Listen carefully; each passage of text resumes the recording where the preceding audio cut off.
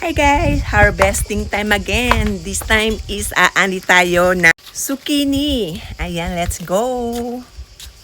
Ayan, nandito lang rin ang ating mga tanim na zucchini sa ating mga kamatis. Ayan.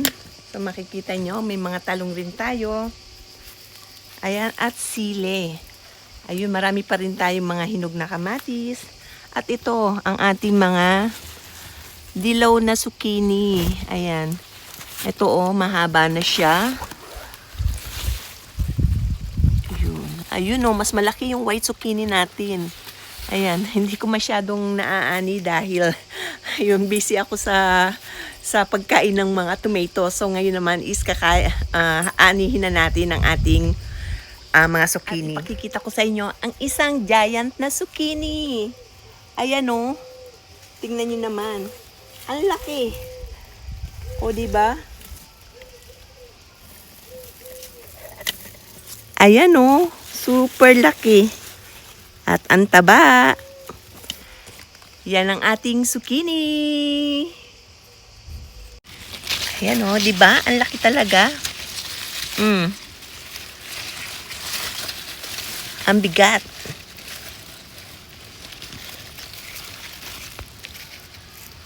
At ito pa yung mga ibang maliliit pa. So ipalakihin na natin ng ganito. Ayan, ito is aanihin na natin. At meron din tayo mga dilaw na zucchini. Ayan Ayan, bihira lang magkaroon ng ganyan. Lumalaki. O, di ba ang haba? Okay. At ayan pa yung ating mga sili. O, di ba? Hitik na hitik din. Pati na rin dun, Ayan. Ang ating mga talong, ang dami. Ayan. Ayun pa. At dito naman sa tabi ang mga naghinugan ng mga kumpol ng kamatis. O di ba? Napaka sagana ng ating mga ani ngayon. Ayun, natumba na sa bigat. My God. Kailangan natin tanggalin yung bunga na yun. Ayan nababali yung mga tungkod dahil sa bigat ng ating mga kamatis. Ayan, super dami at hitik talaga. Ayan, mukhang aanihin ko na rin. So, unahin muna natin itong dilaw na zucchini na to. Ayan. So, ito na siya.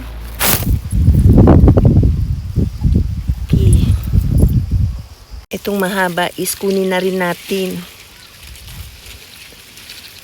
Teka.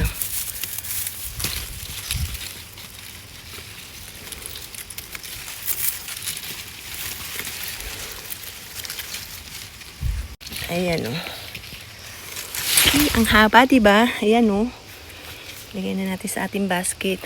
Ayan, tignan nyo naman kung gaano sinakop yung ating basket. Ayan, mas lalo na to ang ating white zucchini. Napakalaki talaga. Ayan. Okay. Ayun yung mga maliliit pa. Mas maganda kung palakihin natin ganito para sulit, di ba? Ayan Ang laki. Ayan, 3 zucchini lang yung ating nakuha pero talagang hitik na napuno na yung ating basket. Kaya marami pang umuusbong, kaya hintayin lang natin siyang lumaki. Pati na rin yung mga white zucchini. Yung mga talong isa ibang araw ko na siya aanihin. Ang mahalaga, kuhanin natin muna ulit yung iba pang mga kamatis dahil natutumba na sila sa hinog at namumutok na talaga. Ayan, tingnan nyo. Nabubulok na siya. Ito, kinuha ko na rin. Isang kumpul ulit sila. Ayan. So, tama na muna. Kasi ang dami pa nating kamatis sa kusina. Okay, ito ang ating harvest for today. Ang ating malalaking dilaw na zucchini at white zucchini. Sinamahan na rin natin ng tomatoes. Ayan. Ang ating na-harvest for today.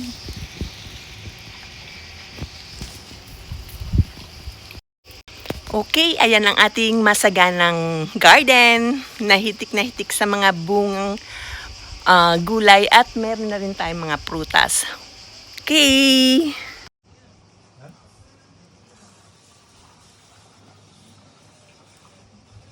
Ayan ang ating lulutuin.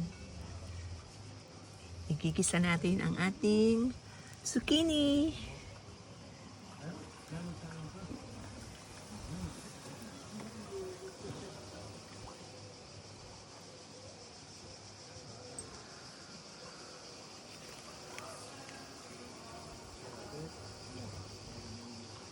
So ayan, ready na para sa ating kusina ang ating malalaking zucchini, dilaw at puti.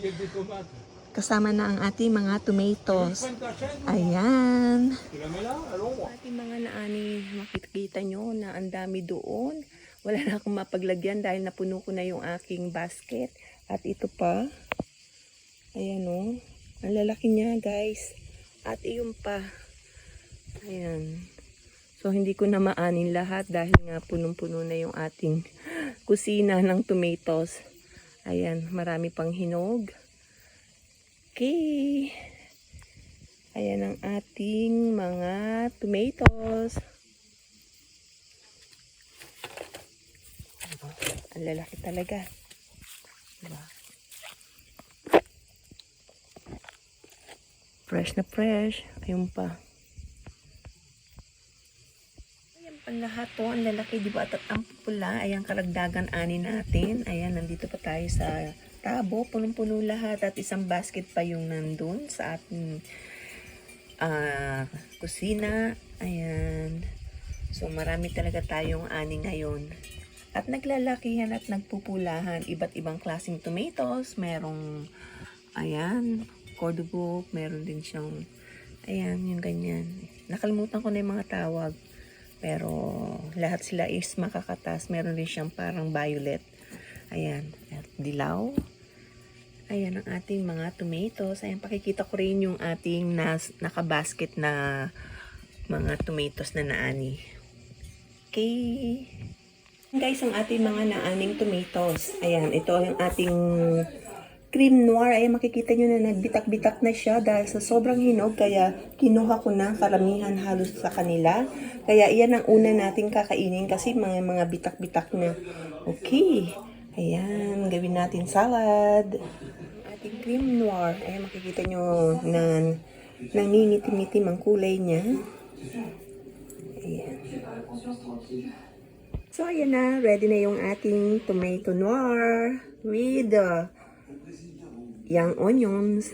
Ayan. Kain na na. Yummy.